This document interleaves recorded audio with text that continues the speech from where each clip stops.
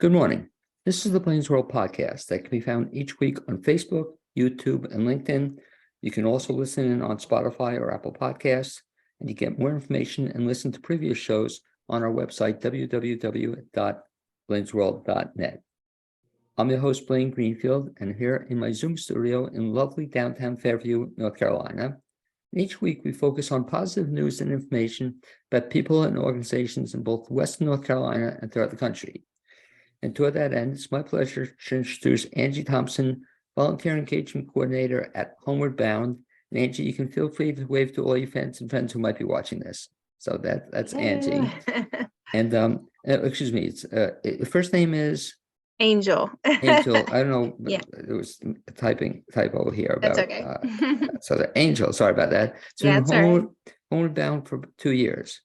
Her career background is in the nonprofit sector, something she believes in wholeheartedly, organizations helping the community. She also volunteers, helping with the local animal rescues. She's a single mom with a 15-year-old son who loves science and volunteering too. And the question I always ask Angie, I don't know where we got Angel from, but the question I ask Angie is, as a child, you grew up where? So I grew up in South Carolina. Okay. And when you were a young woman or a girl growing up in South Carolina, did you always know you wanted to be in the nonprofit world? What was you as a kid? Not. What do you want to be as a kid? I wanted to be a vet. A vet. Okay. A vet. Okay. Mm-hmm. And so at the time though, so I guess you had a love for animals at that time as well? I did. Yes. I've always had a love for animals. And it just I went into the medical field originally to help people. And it was kind of rewarding, and I was compassionate, and I loved helping people, and I loved being in that field. But yeah, just I guess being a vet wasn't really acceptable back in my day. They just were like, no, be a nurse or be a CNA. So, But it's still helping people. So what got you into the nonprofit world? Animals. I started out in a couple of nonprofits dealing with animals, and so yeah, that led me to doing people. Okay. Believe it or not. What was your first, I guess, job helping people as opposed to animals? Helping people opposed to animals. I was a CNA in a nursing home. Okay. And how many years did you do that for? About a year. Okay. And talk about then the fact that you were doing that for a while. What got you to Asheville? So I moved from South Carolina after I graduated. I knew I didn't just want to stay in South Carolina. I wanted to see other parts of the world, and I moved around a little bit and settled here in North Carolina.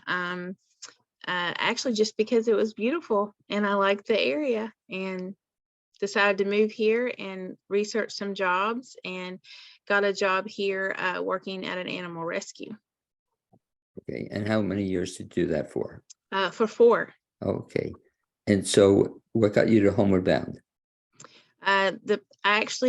A person that I worked with in animal rescue was already in Homeward Bound, and we had chatted a little bit. But one of the interesting things was, in the animal rescue, I was a foster.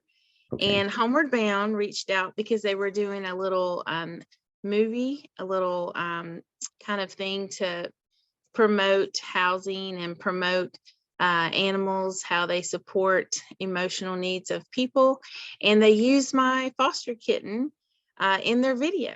And that's the first time I learned about Homeward Bound. And I thought, what a great organization that they realize that animals are such a huge emotional support for mental health and for people. And I just kind of, followed that link and kept up with Homeward Bound and saw what they were doing. And then I had a friend that worked here, and he made the connection when I was ready to leave animal rescue, and here I am. Now, when you were with animal rescue, you mentioned you've been a foster person with them, and we've done that as well here. Were you what they call, was it a failed foster? Did you foster? And then... Oh, definitely a failed foster. And many times over. I have way too many. And I'm actually still, the great thing is I have the best of both worlds. because I am paid to work here full time at Homeward Bound, but I volunteer for 2 animal rescues. One's an animal rescue called Sister Kitten, and the other is Farm Shower Animal Sanctuary with farm animals. So I'm still involved, but on a volunteer basis.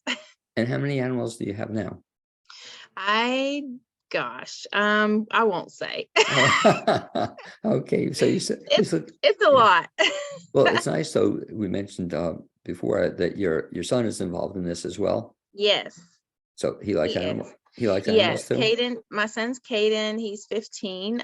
He is a delight and he loves animals. We are actually bottle feeding 3 neonates right now. So every few hours we're feeding them and taking care of them. They were brought in to be euthanized and at a vet because they didn't think they had quality of life, and they actually did. They were viable, and so we took them in and we take shifts and bottle feed, and yeah, it's been great and it's very rewarding.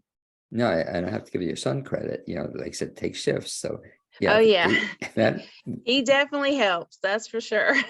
So you're in Nashville now, and with animal rescue. What got you to? You said you had a friend with Homeward Bound.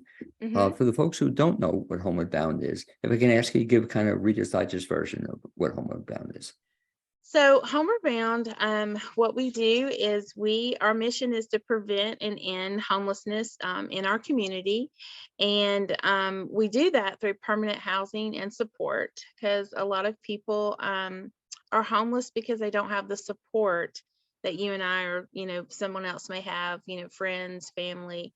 And so they just don't have the support. So through permanent housing and support, we find them housing and homes, and yeah, try to get them into a home.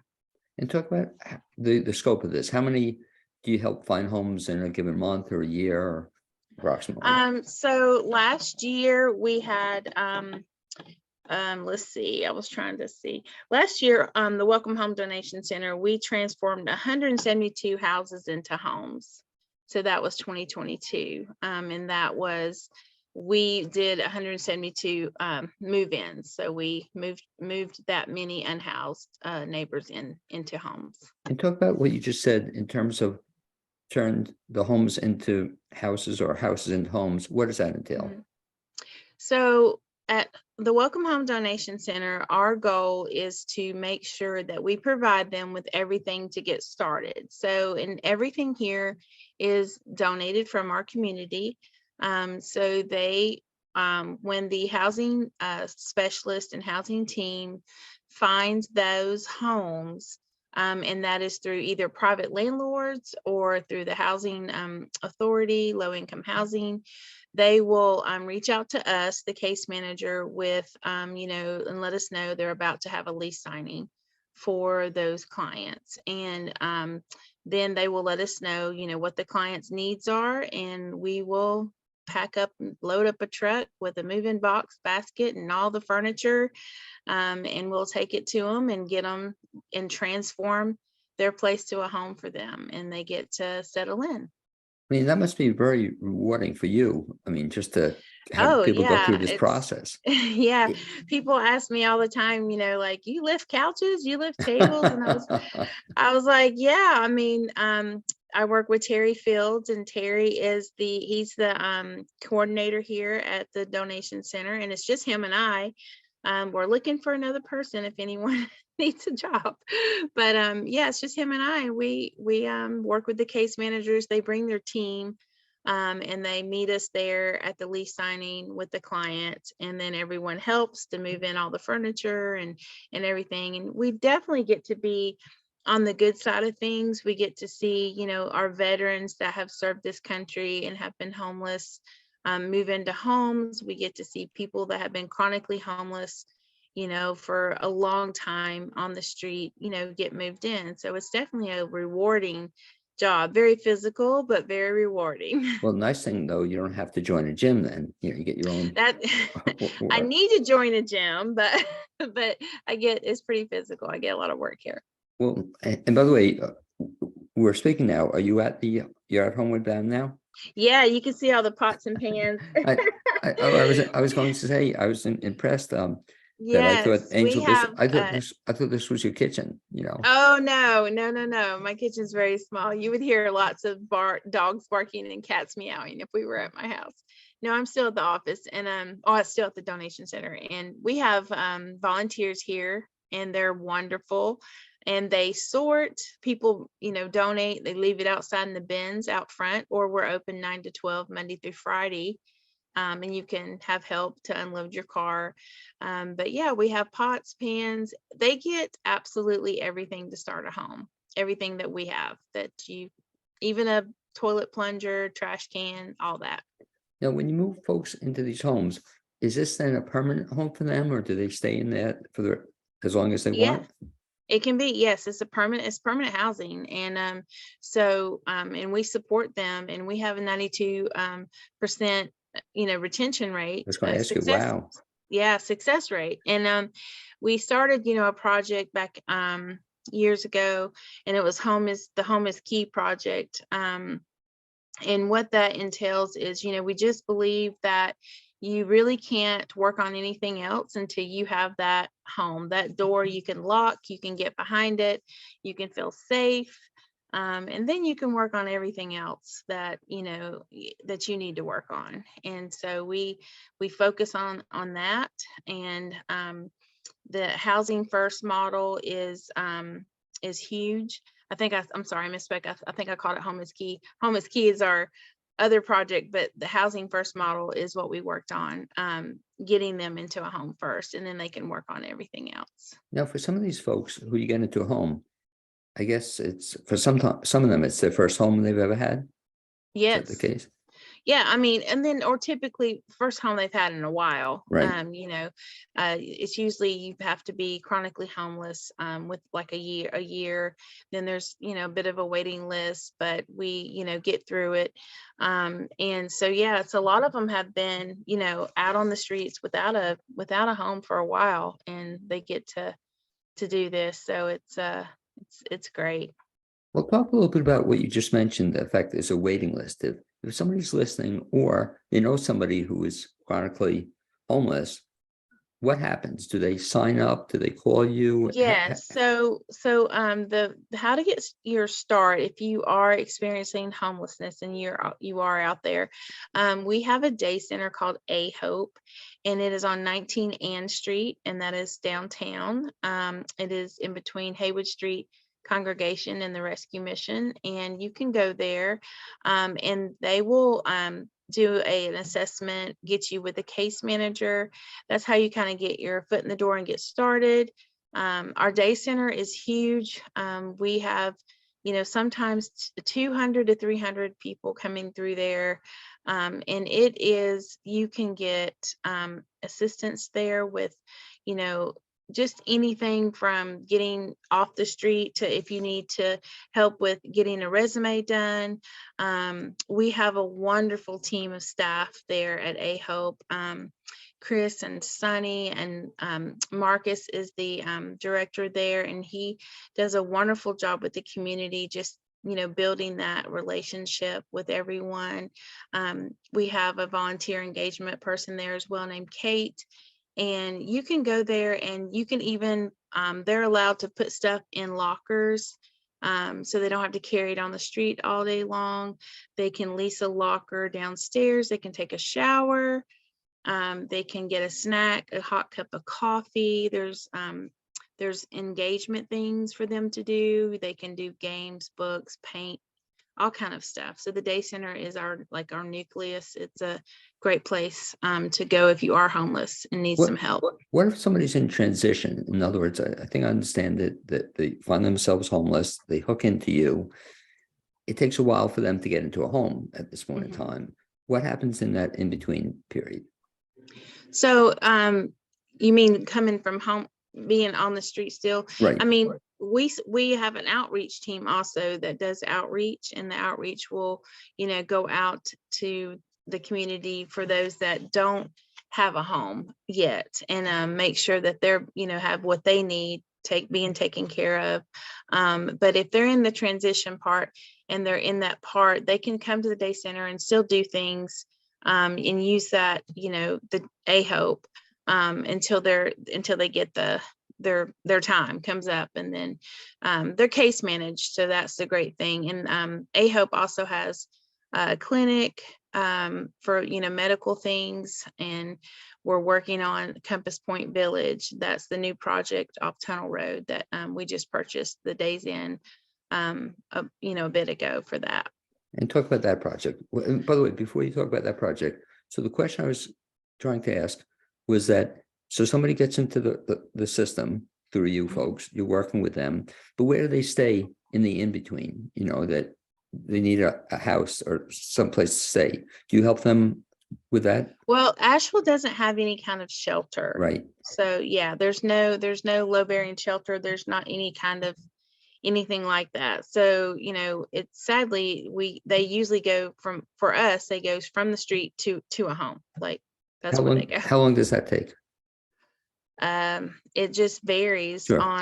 on availability of, and that's one of the big things. The biggest need right now is landlords, and because just like you and I, or the community, looking for places to live, the biggest need is landlords that are willing to work with us, and give us a unit or space for them to be able to lease. And our housing team is great. They'll be paid on timely manner and everything. And it's just that's a big need, because a lot of the low income housings are utilized, but however full.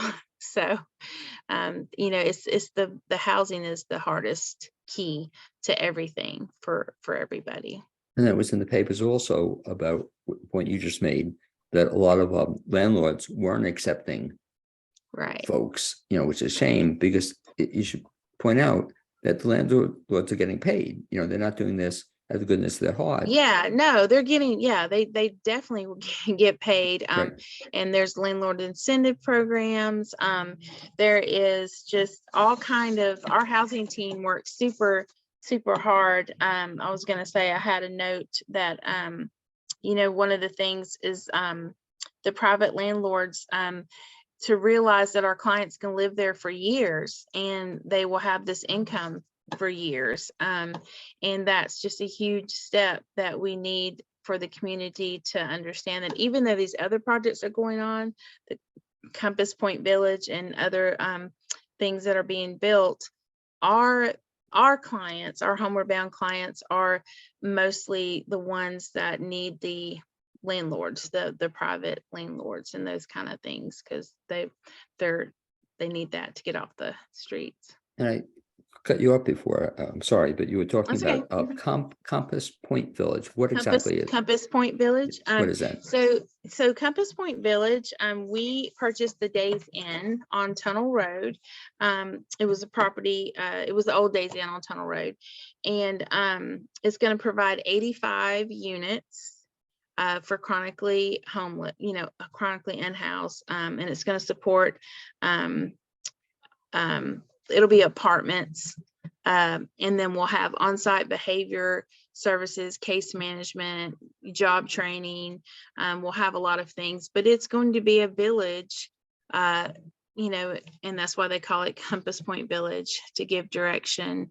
But it's going to be huge for 85 of those people, and they will be able to live there. There'll be, security, and we'll be fully staffed, and then we'll have a medical clinic and things for them to do. There'll be a library. There'll be a place they can access computers to help, if they need to look for jobs. And that's a big project that's going to be happening. And we're scheduling to July 4th to be the opening for that of this year. And hopefully, as with any project, things get pushed out. But they're still building and still working, but we're shooting for around July 4th. I mean, that's pretty exciting. So all of a sudden on July 4th, a whole bunch of other people will be into housing. Yes, so we will go by, there's the list and there's the people, but people can, definitely go to AHOPE, get a case manager, get started.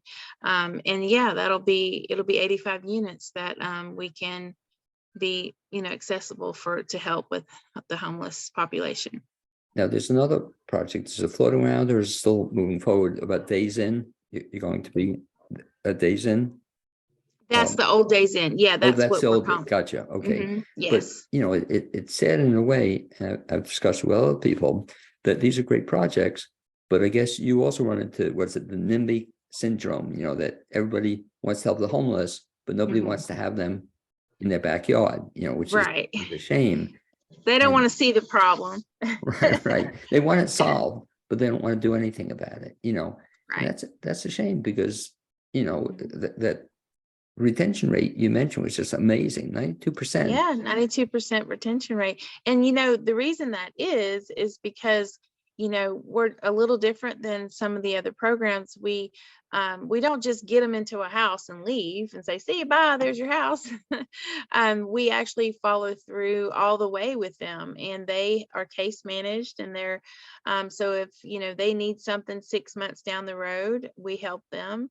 And the case manager stays in touch with them and make sure everything's going smoothly, or if they need something, we don't just leave them high and dry. We definitely stick with them. And I think that is one of the things that I'm most passionate about, is because Homeward Bound does follow through, not just when we get them housed and leaves, we're here to support them afterwards. And that's part of the Welcome Home Donation Center where I'm focused at. And we strive to get donations, and I work with the business partners in the community to get donation drives done, so we can get the clients things, not just for the move-ins, but to continue giving them things throughout their time. After folks get into Compass Point Village, hopefully on July 4th or sometime around then, you mentioned 92% retention rate. Do some of them, though, also move into single homes, or is that something that happens? Yeah, so our biggest need, one of the biggest things is that even though this project's going to help a large part of the homeless, we still have our biggest need out there that are in private places to live. So rental units, and we just need private landlords where they can still be able to lease and do those things. That's going to be huge, because the more of those we have, the more people we can continue to get housed. In terms of success stories, I guess you have them, must be very exciting. That do some people graduate then from getting into housing and then getting into a single home, and do some actually graduate or become successful and get out of the program? Yes, there are clients that graduate. There are that happens quite frequently. They've got their feet on the ground. They're good. They have their job, and they're doing well, and they graduate. So that's we actually just did a donation pickup not long ago of a client who had been a part of the program for about 10 years, and they were moving into a new apartment, and they wanted to get rid of their small furniture and tables and stuff, and they said, hey, I want to give back, and they called us, and they donated furniture and stuff. So it was really cool to see that person be so successful after they had been helped with Homeward Bound. So that Talk was about nice. giving back. That's a great story you just told. Do any of the folks in Homeward Bound that you help out, do they ever come back and volunteer, or do they assist with They the can't. They program? have to be out of the program for a year, Oh, and gotcha. then they can come and volunteer. But we do have volunteers that give back, and the clients are always so eager to help. In all their move-ins, like all the move-ins that we do, the clients want to help. They want to be a part of it. They want to move their furniture. They want to, they want to help. So yeah, they're very much involved in getting their things. So it's always great. Let's talk about your role then. We haven't touched upon that, but you're the volunteer engagement coordinator. I am for groups and for the Welcome Home Donation Center. And talk about what that's all about. So we have the donations here is at 205 Elk Park Drive, and we're in Woodfin. And this is where we store, donations that are going to be used for housing. And so people can come Monday through Friday from 9 to 12 and drop off stuff. We have volunteers here Monday through Friday, and they are wonderful.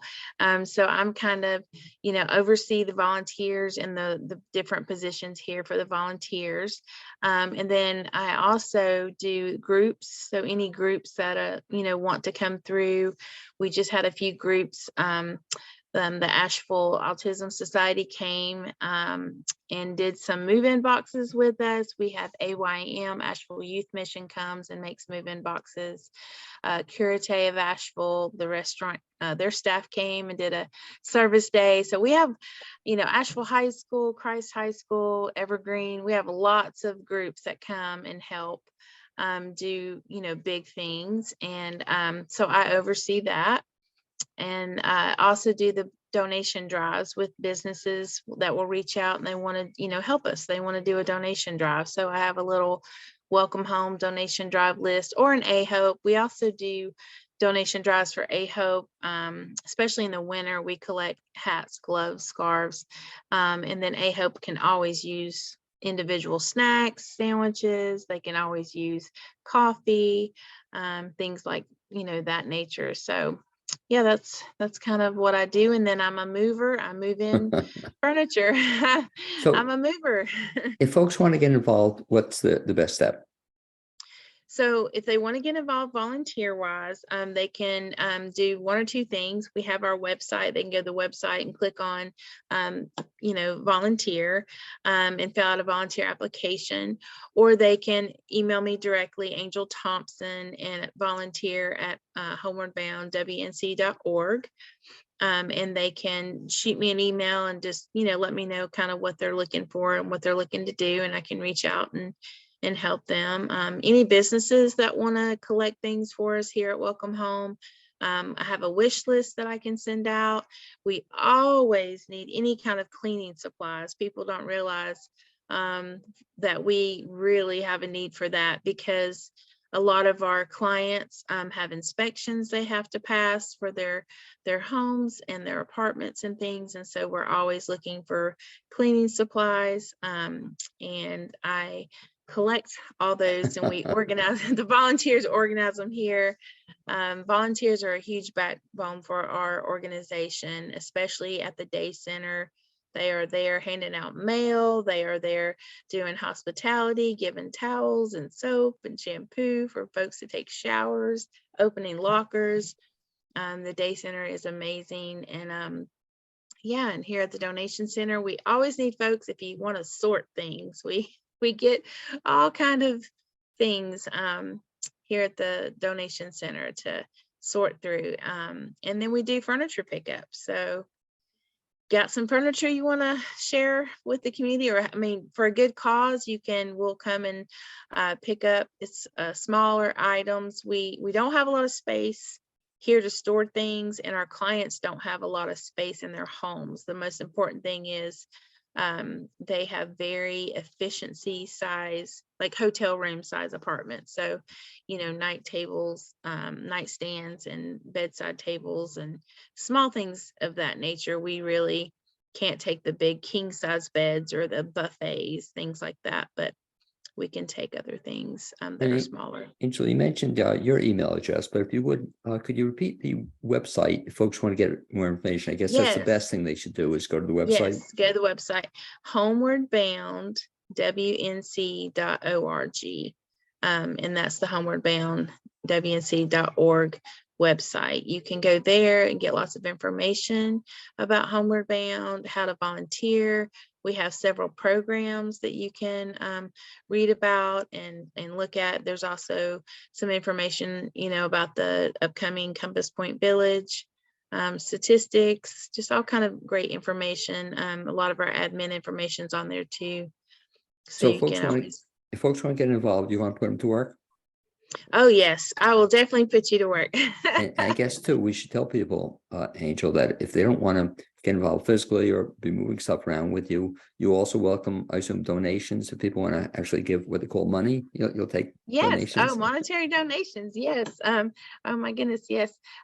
Eleanor Ashton, she is our resource development, and she will definitely definitely take some monetary donations to for Homeward Bound. This we have the huge, capital campaign project for Compass Point Village always going on, and also we have the Welcome Home Donation Center has a link on the website if you want to donate, specifically for some things going into clients' homes.